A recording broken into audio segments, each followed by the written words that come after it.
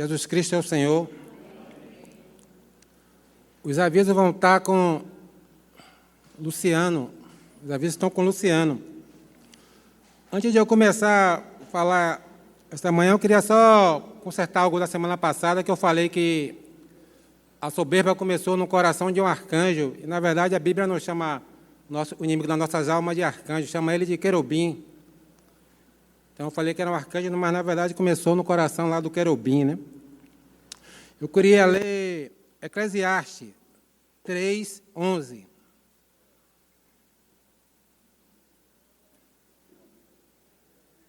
No final eu falo. Eclesiastes 3:11. Tudo fez Deus formoso no seu devido tempo. Também pôs a eternidade no coração do homem, sem que este possa descobrir as obras que Deus fez desde o princípio até o fim. Deixa eu repetir. Tudo Deus fez formoso no seu devido tempo. Também pôs a eternidade no coração do homem, sem que este possa descobrir as obras que Deus fez desde o princípio. Vemos aqui duas verdades. Uma é que Deus fez tudo formoso. A terra foi feita para ser habitada e não para ser um caos. Deus fez tudo formoso. Então, esse é o nosso Deus, o Deus maravilhoso. Nada está fora do seu eixo, nada está fora da sua estrutura. Tudo Deus fez de uma forma maravilhosa. Então, não adianta as suposições humanas dizer uma mentira para contrariar a verdade, que disse que Deus fez tudo formoso. Fala também aqui, Deus pôs a eternidade no coração do homem, sem que esse possa descobrir as obras que Deus fez desde o princípio até o fim. Hoje em dia, o que a gente vê é uma inquietação naquelas pessoas que não conhecem ao Senhor. De onde vim, para onde eu vou, como foi formado o homem. Porque há vários porquês no coração da humanidade, porque é justamente isso, porque Deus originalmente pôs a eternidade no coração do homem. O homem foi criado para ser um ser eterno, porque foi criado por um ser eterno. O homem não era para ser passageiro. E a Bíblia diz que levaria a eternidade toda, e esse homem não vai conseguir descobrir a grandeza de Deus. Nós aqui, que graças a Deus um dia nos convertemos, a gente vai passar a eternidade inteira, irmão, desfrutando, descobrindo cada vez mais de Deus, cada vez mais, cada vez mais, cada vez mais, eternamente. Coisas que nossa mente aqui naturais não dá para a gente entender, parece algo assim, né? Mas está na palavra, Deus pôs essa eternidade no coração do homem. Só que o homem que não conhece a Deus, ele não tem esse discernimento que nós hoje, graças a Deus, temos quando nos convertemos. Então, há essa inquietação, essa procura da célula-mãe lá do Big Bang, como eles falam, da primeira coisa, da estrutura inicial de tudo isso. Eles não conseguem entender, porque não tem Deus no coração. Hoje temos essa paz, porque Deus colocou essa paz no nosso coração. Hoje sabemos de onde viemos, para que estamos aqui e para onde vamos. Através do quê? Do Evangelho que nós ouvimos. Então, na verdade, há um grande vazio no coração da humanidade que só pode ser preenchido por Deus, porque o vazio é tão grande que é do tamanho de Deus. Então, só Deus pode preencher esse vazio. E creio em Deus que cada um de nós, no dia que invocamos ao Senhor, fomos preenchidos por esse Deus maravilhoso. Queria voltar lá em Romanos, que a gente leu a semana passada, Romanos 1:18. Vou começar a ler, viu, irmãos? 1:18. A ira de Deus se revela do céu contra toda impiedade e perversão dos homens que detêm a verdade pela injustiça. Porquanto o que de Deus se pode se conhecer é manifesto entre eles, porque Deus lhe manifestou. Porque os atributos invisíveis de Deus, assim como o seu eterno poder, como também a sua própria divindade, claramente se reconhece desde o princípio do mundo, sendo percebido por meio das coisas que foram criadas. Tais homens são, por isso, indesculpáveis, porquanto, tendo o conhecimento de Deus, não o glorificaram como Deus, nem lhe deram graça, antes se lhe tornaram nulos seus próprios raciocínios, obscurecendo-lhe o coração insensato, inculcando por sábio, tornaram-se loucos. Eles se achavam que eram sábios, mas na visão de Deus eles tornaram-se loucos. Versículo 26. E mudaram a glória do Deus incorruptível, em semelhança à imagem do homem corruptível, bem como de aves, quadrúpedes e répteis. Vejam só a loucura que a humanidade chegou em trocar a imagem e a visão de um Deus criador, um Deus que fez tudo formoso. Aqui diz que eles trocaram pela imagem incorruptível do homem. Primeiro ele começa, né, com aves, quadrúpedes e répteis, ou seja, um Deus maravilhoso. Agora, na visão daquele povo ali, podia fazer uma imagem de um jacaré, de uma cobra, de uma tartaruga ou de qualquer pássaro, e trocar essa imagem como se fosse um Deus. Inculcando por sábio, tornaram-se louco, é loucura. Você deixar de ver um Deus tão maravilhoso e trocar por uma imagem de um crocodilo, vamos colocar assim, pegar como esse réptil aqui como referência. Lá no Gênesis, quando o Senhor formou Adão, disse que ele chamou Adão para escolher o nome dos animais. Estava ali, Adão começou a dar o nome a todos os animais. Disse que não achou ninguém que fosse idôneo a ele. Adão não podia casar com nenhum daqueles animais, porque nenhum parecia com Adão. Nenhum. E aí o que o Senhor fez do pó da terra, ou da costela de Adão, formou Eva. Irmão, se para Adão, uma esposa, nenhum animal se adequava a Adão, como é que para um Deus, um animal pode ser adequado a ser adorado? Viu que é loucura? É uma loucura. Um homem não pode casar com outro animal. Não, o par não vai combinar. É estranho, como a Bíblia fala até lá, é uma abominação. Mas como é que eu posso, pela minha soberba, achar que, não, Deus vai ser um rinoceronte, vai ser um macaco, vai ser uma águia, e ali ele se prostra para adorar. Você vê o buraco, o abismo que esse homem caiu por se distanciar de Deus. E eles fizeram mais. Deus, todo mundo sabe que é um Deus onipresente, onipotente, ele está em todo lugar. Só que um ídolo não vai poder estar em todo lugar. O ídolo lá, corruptível. Então, o que eles fazem agora? Não apenas adoram os répteis, como também ele agora vai fazer que ídolos, imagens, réplicas daqueles animais. Ou seja, eu não posso andar por aí na visão deles, o Deus crocodilo, por todo lugar. Então, vou fazer o quê? Um pingente em forma de crocodilo. Eu vou botar no canto da casa. Há pouco tempo eu vi um irmão conhecido aí pregando até sobre isso, né, que uma determinada pessoa é adorador de uma tal imagem de escultura. Diz que cada canto da casa dela tinha uma imagem. Por quê? Para que aquela presença dê conforto a ele. A presença de uma imagem de escultura dá conforto àquela pessoa que é um idólatra. Quanto a nós, não, graças a Deus, irmão, os olhos do nosso Senhor estão em todo lugar.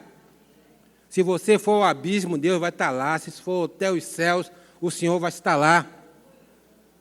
Porque o mundo está contido em Deus. Nele nos movemos, vivemos e existimos. Todo o universo que nós conseguimos ver através dos telescópios mais potentes, ainda é pequeno diante de um Deus tão imenso. Ontem eu estava ouvindo um irmão pregar sobre isso, sobre as galáxias, ele mostrando Ele falou assim, cada pontinho aquilo ali não é uma galáxia, não, aquilo é um aglomerado de galáxia. Ele mostrando assim o quadro, né? Cada pontinho era um aglomerado. E uma galáxia não é pequena, não, meu irmão. Uma galáxia é muito grande. São milhares e milhares e milhões de estrelas. Ele estava mostrando milhões de galáxias. E tudo aquilo, Deus o cobre como cortina. Diz que Deus cobre aquilo como cortina. Então, esses homens simplesmente trocam esse Deus maravilhoso por uma imagem. E agora ele também faz o quê? Réplica dessa imagem para que conforte a sua alma. Toque em uma imagem de um idólatra para você ver, porque eles não gostam, é algo terrível. Quebre para você ver, é algo terrível. E o que Deus fala de si mesmo em relação a isso, né? Deus, será que ele observa isso tranquilo? Não, Deus diz que a ira de Deus permanece sobre essas pessoas. Queria ler Isaías. Deus começa a falar dele mesmo, Isaías começa a falar de Deus. Deus mesmo falando quem ele é. Isaías 40, 12. Isaías 40, versículo 12. Quem, na concha da sua mão, mediu as águas e tomou a medida dos céus, a palmos. Quem recolheu a terça parte de um efá de pó da terra e pesou os montes em romana, em outeiro, em outeiros, em balança de precisão. Quem guiou o Espírito do Senhor, ou como conselheiro o ensinou? Com quem tomou ele conselho, para que ele desse compreensão? Quem instruiu a vereda do juízo, e lhe ensinou a sabedoria, e lhe mostrou os caminhos do entendimento?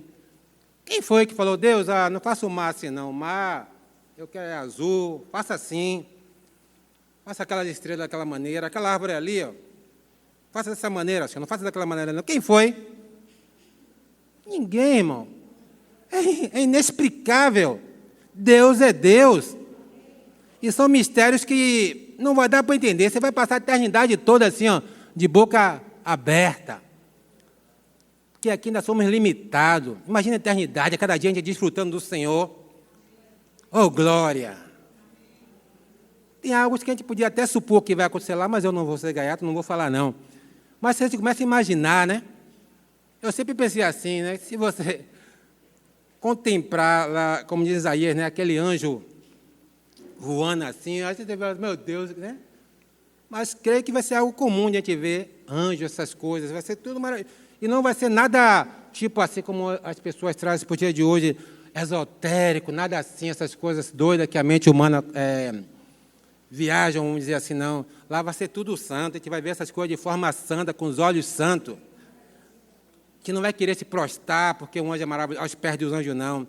A gente vai ver aquilo só como uma criatura a serviço do Senhor e vamos desfrutar de forma maravilhosa. Então, quem foi que explicou isso a Deus? Não tem ninguém, irmão. Eu posso ensinar uma coisa a Beto, aliás, não, Beto pode me ensinar, o violão é assim, toca assado. Outros irmãos podem me ensinar outras coisas, mas a Deus ninguém pode ensinar. Mas hoje os homens querem ensinar a Deus. Infelizmente, a humanidade quer ensinar a Deus. Versículo 15. Eis que as nações são consideradas por ele como o pingo que cai no balde, e como o grão de pó na balança. As ilhas são como o pó fino que levanta. Estou enxergando aqui o pingo cair. Ó. As nações são como esse pingo aqui, ó. São como esse pingo que cai no balde. Isso não é maravilhoso? É como um pingo que cai no balde. Olha que as nações aqui caindo aqui, ó. É como um pingo que cai no balde. Isso é maravilhoso, esse é nosso Deus. Tremendo, não dá para descrever. Ainda mais eu aqui que não sei falar direito. Não dá para falar, irmão, o que é Deus. Versículo 16. Nem todo o Líbano basta para queimar, nem os seus animais para um holocausto. Irmãos, ainda que todos os animais que já existiram no mundo, ainda que todas as árvores que existem no mundo, que vai existir, fosse queimado em holocausto, o Senhor não satisfaria o Senhor. Isso é maravilhoso. Esse é o nosso Deus soberano. Todas as nações são perante Ele como coisa que não é nada. Ele as considera como menos que nada. É como vácuo. Ser nada já é ruim. Ser menos que nada é pior, irmão. Carlos até costumava brincar isso, que a gente, quando se converteu, foi promovido. A gente era menos que nada. Quando se converteu, a gente passou a ser nada. Nós não somos nada, irmão. Deus nos considera como menos que nada. E hoje a gente quer ser tudo, né? O ser humano quer ser o bonzão, mega. Eu quero ter não sei quantos seguidores no Instagram. Às vezes as pessoas falam isso, eu não me ligo nessa zona, não. Eu tenho não sei quanto, eu tenho 1 milhão de seguidores, pá, né? Somos menos que nada, irmão. Queremos ser alguma coisa. Entendeu? Bora nos colocar em nosso lugarzinho, quietinho, que é bem melhor. Versículo 18.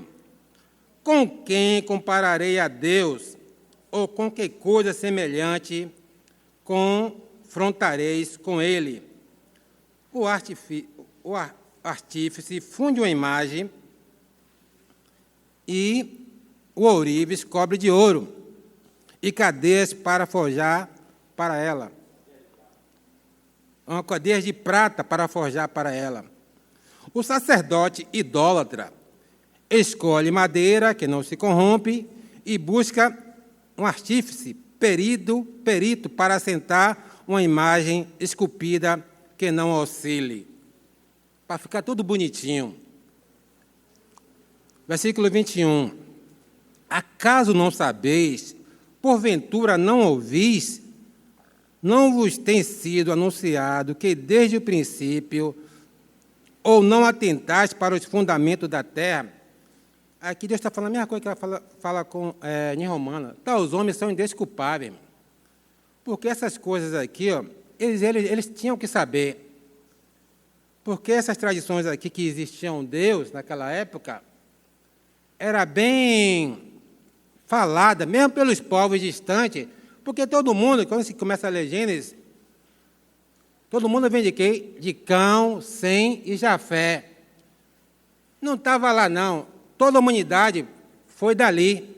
Então, mesmo os descendentes de Cão que se afastaram, havia aquele falar. Um dia houve um Deus.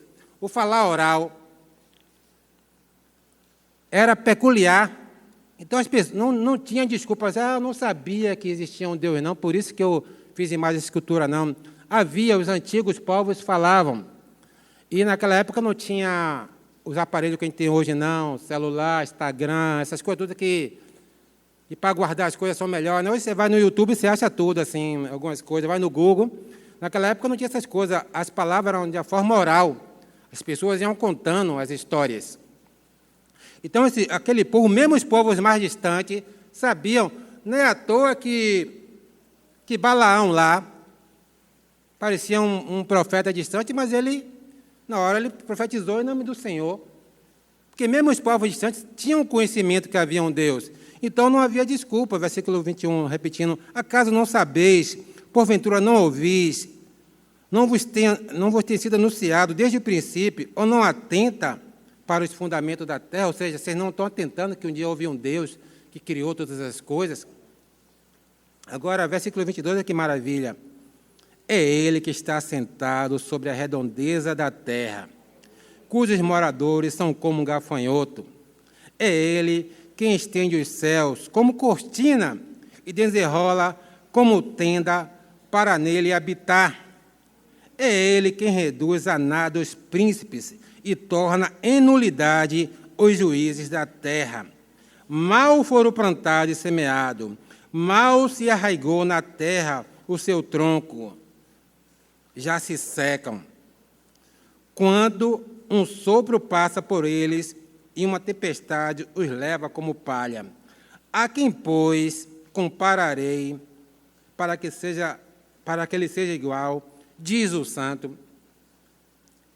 Essas passagens aqui é maravilhosa. O primeiro versículo 22 que diz que ele se senta sobre a redondeza da terra. Em algumas traduções fala assim, sobre o círculo da terra. E muitos hoje dizem que a terra é plana. A Bíblia está dizendo que a terra é redonda. A terra é redonda, irmão. A Bíblia está falando isso, ó, há muito tempo, mas ainda há essa teimosia, ainda há esse dilema da terra plana. E ele coloca aqui, ele diz que aqui fala muito bem claro que nossa vida é como uma neblina, ele destrói. Parece por um instante, logo se dissipa, mesmo para aqueles que demorou muito tempo. Metusalém viveu 900 e tantos anos. Nos olhos de Deus, Metusalém viveu 900 anos e o quê? Morreu. A gente vai viver 60, 80 e depois vamos morrer se o Senhor não voltar. Essa geração, todo mundo que eu estou vendo aqui, todo mundo que está me vendo, um dia vai morrer se o Senhor não voltar até esse dia. Então, nossa vida é como neblina, e ele termina, né? A quem compararei para que ele seja igual, diz o santo. Quem é, irmão? Vamos comparar o quê? A um rato? Como alguns países, o rato é também Deus. A um boi? A um homem? Que muitos também têm aquela questão, muitos não é a idolatria não vem de uma forma religiosa, mas vem também de uma forma ideológica, política. Alguns países que se dizem ateu adoram a um mártir deles qualquer, que eu não vou citar nomes aqui. Todos os ismos, comunismo, nazismo, e vamos lá, seja lá o que for, tem alguém lá que começou, e são, de certa forma, eles não acham que adoram, mas que, pelas ideologias, muitas vezes, que eles praticam, pelas atitudes, às vezes a adoração é maior até das pessoas que adoram alguma coisa de forma religiosa. Deus não se compara a nenhum deles, porque Deus é maior do que tudo isso. E é nesse Deus que nós cremos.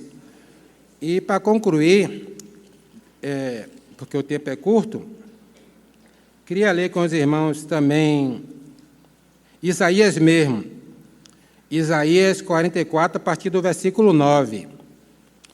A gente falou um pouco de Deus falando de quem Ele é.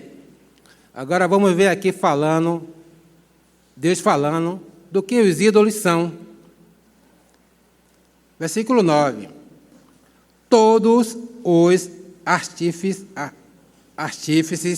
de imagens da escultura são nada, e as suas coisas preferidas são de nenhum préstimo.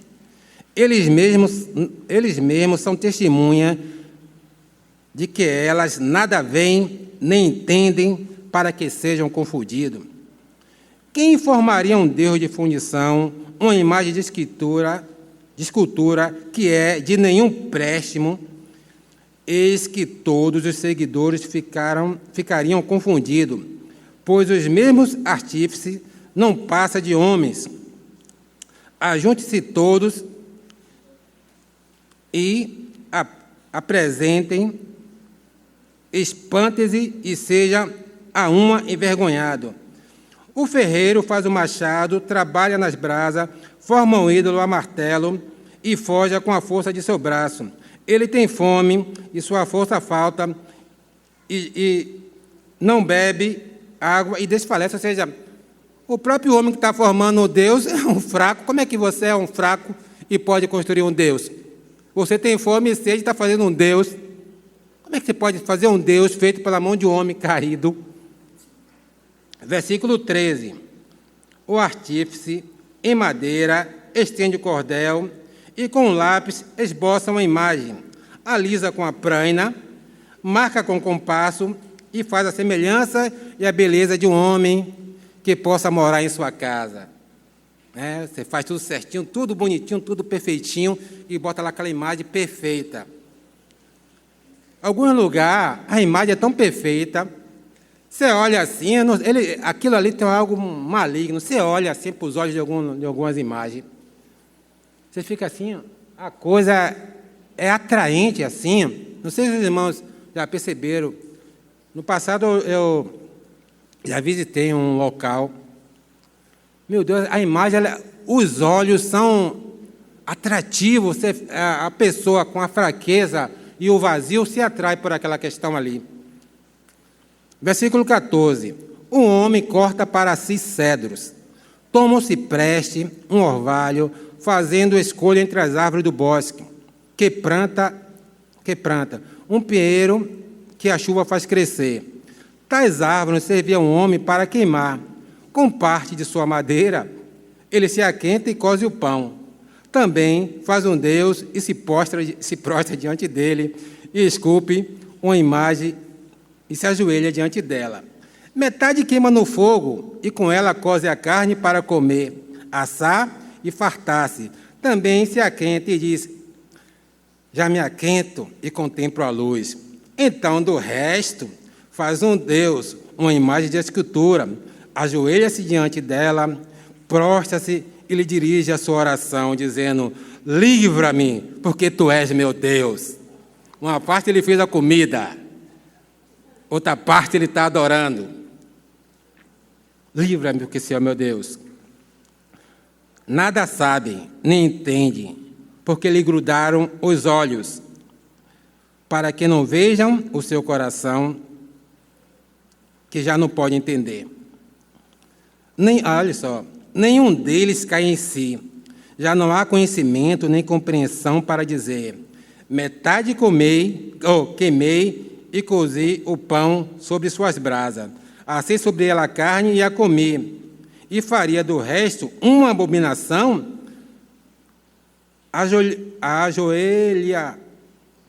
Ficarei de joelho eu diante de um pedaço de árvore? Tal homem se apacenta de cinza, o seu coração enganado o iludiu, de maneira que não pode livrar sua alma, nem dizer: não é mentira aquilo que fez. Irmão, um abismo chama outro abismo. Eles chegaram a um ponto tão grande de crer nessa questão aqui, que ele já não consegue dizer: é mentira o que eu fiz. Eles creem que aquilo é uma verdade. Eles não percebem que metade daquela madeira, daquela árvore, ele cortou, cozinhou, comeu aquela comida esquentada pelaquela madeira, e metade ele faz um Deus para adorar. Essa é a cegueira do homem. Essa é a cegueira que talvez muitos de nós andávamos no passado, por questões religiosas, por questão também de ideologias políticas e tantas coisas mais. E foi disso que Deus nos livrou. E só para fechar, eu queria ler 2 versículos. Um está aqui em Isaías mesmo. Isaías 43, versículo 10. Vós sois as minhas testemunhas, diz o Senhor, o meu servo a quem escolhi, para que saibais, creiais e entendais que sou eu mesmo, e que antes de mim Deus nenhum se formou, e depois de mim nenhum haverá. Eu sou o Senhor, e fora de mim não há Salvador. Eu anunciei a salvação, realizei-a e fiz ouvir. Deus estranho não houve entre vós, pois vós sois as minhas testemunhas, diz o Senhor, eu sou Deus. Ainda antes que houvesse dia, eu era. E nenhum há que possa livrar, nenhum há que possa livrar alguém das minhas mãos. Agindo eu, quem impedirá? Não há outro Deus, irmão. E para concluir mesmo, concluindo, João 5, 1 João 5, 20.